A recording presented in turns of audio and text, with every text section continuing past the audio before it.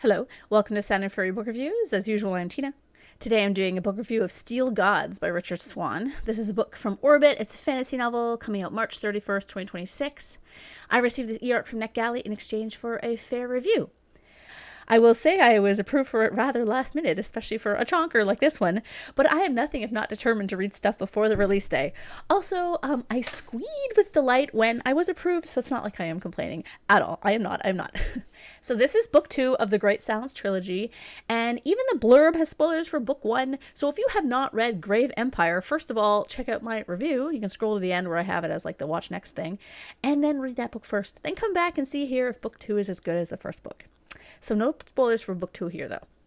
As engaging and as unputdownable as the first, Steel Gods is a quick-paced political fantasy with a fantastic climax. What is it about?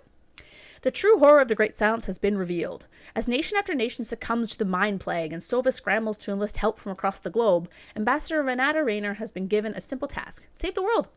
While she travels to the Principality of Casimir to enlist the help of the Empire's oldest enemy, Lieutenant Peter Kleiss returns to the haunted forest of the New East to search for ancient answers and finally confront the terrible fate that awaits him. In their wake, a task force of engineers, soldiers, and arcane experts will try and unpick the final secrets of the Great Silence on both sides of the mortal plane. But time is running out. Count Lemprecht von Oldenburg has returned to the capital, armed with a terrible vision and enough madness to see it through. Those who stand in his way have faced a simple choice: join the revolution or die. As the world tips towards chaos, all paths converge on the eye of the sea, where the fabric of reality wears thin, and where the Empire of the Wolf must confront the most terrible enemy it has ever known. So, despite this thing being 10,000 plus characters on my e-reader, though Goodreads says it's only 450 pages, so maybe my ebook is wrong. I mean, granted, that's still not a small book.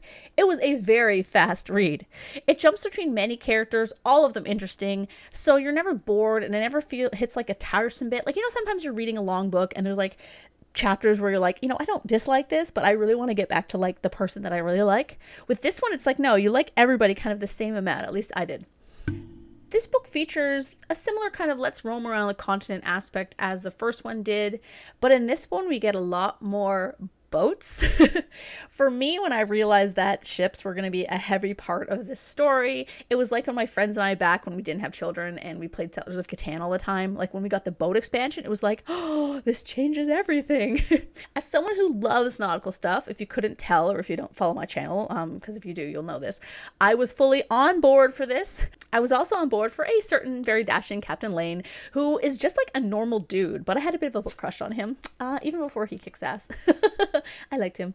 In truth, I was sort of more interested in his storyline than anyone else's. Renata, while I like her, she wasn't my favorite in book 1 either, and neither was Peter. Van Oldenburg, though, only managed to get even more unhinged. He was an absolute joy to read because you never knew what that crazy bastard would do next. If you want a book that perfectly nails the descent into madness, this book has that. And Oldenburg revels in his insanity, which is why it's so fun. You don't feel a lick of sympathy for him, and that's why his journey is so entertaining. Because you're like, oh, he's going to do this absolutely brutal thing. You're not like, no, you're like, yeah, please do it. It's so entertaining. The book also was entirely open about its critique of our world, about how people are willingly destroying it and harming others simply to make money. The argument totally suits Steel Gods as well, but it's also a blatant attack on those unscrupulous money-grubbing losers in our society. And you know how I feel about them, so I was totally on board for that. The book has some fabulous action scenes, minimal but really exciting magic. Somebody vomiting like brine for days was wild. And characters that you care about.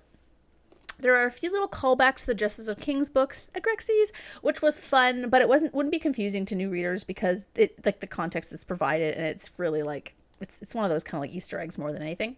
And the book is so damn funny at times. There are absurd lines like this one. Because it's an arc, it could be removed or altered in the final, but I want to share it because it's fun. We're like a dozen bald men arguing over a comb in a house that's on fire. It kind of sounds like our world. I also really enjoyed how more cultures, especially one based on Japan, are brought into the world building, which really expanded the story and made the main conflict, the Great Silence, more far-reaching. It actually feels like it's going to affect the whole world, not just like this one kind of place, clearly in Europe. And we get the mer people again. I just love that aspect. I do wish we have a bit, I want more with the wolf people. I'm kind of curious about how like their society functions and stuff. Maybe we'll get more of them in book 3. Overall, though, a great second book in a trilogy. There's none of that like second book dip that you sometimes get. I'm definitely looking forward to book 3. Thank you so much, Orbit. You are the best. And not just because Tor rejected me for the Infinite State. I've always loved you, Orbit. Always. Anyway, thank you for checking out this review. Let me know in the comments if you read both books, if you prefer the first or the second. Yeah, and anything else you want to talk about. I'm down to talk about it. I'm also down to talk about boats. So yeah, thanks. Bye.